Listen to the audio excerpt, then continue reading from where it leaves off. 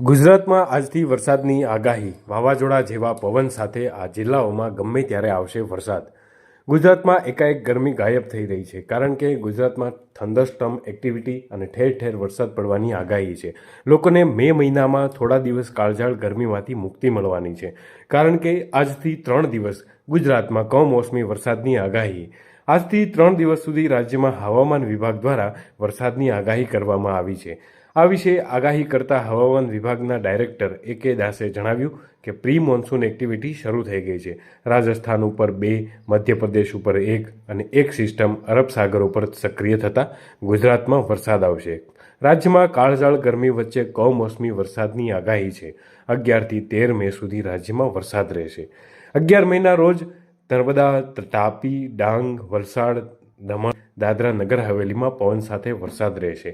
12મી મેના રોજ અરવલ્લી, સાબરકાંઠા, દાહોદ, છોટાઉદેપુર, નર્મદા, તાપી, ડાંગ, વલસાડ અને દમણમાં વરસાદ રહેશે।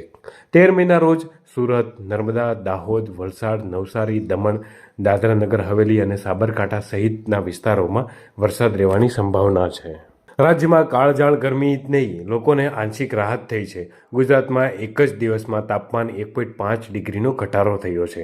સુરેન્દ્રનગરમાં 42.1 ડિગ્રી, જ્યારે અમદાવાદમાં 41.4 ડિગ્રી તાપમાન નોંધાયું છે।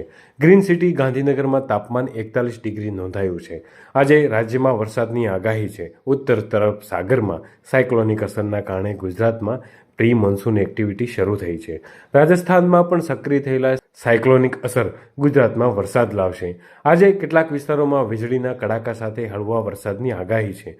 અરવલ્લી, પંચમહાલ, દાહોદ, મહીસાગર, છોટાઉદેપુર, નર્મદા, તાપી, ડાંગ, નવસારી, વલસાડ અને દાદરા નગર હવેલીમાં હળવા વરસાદની આગાહી છે।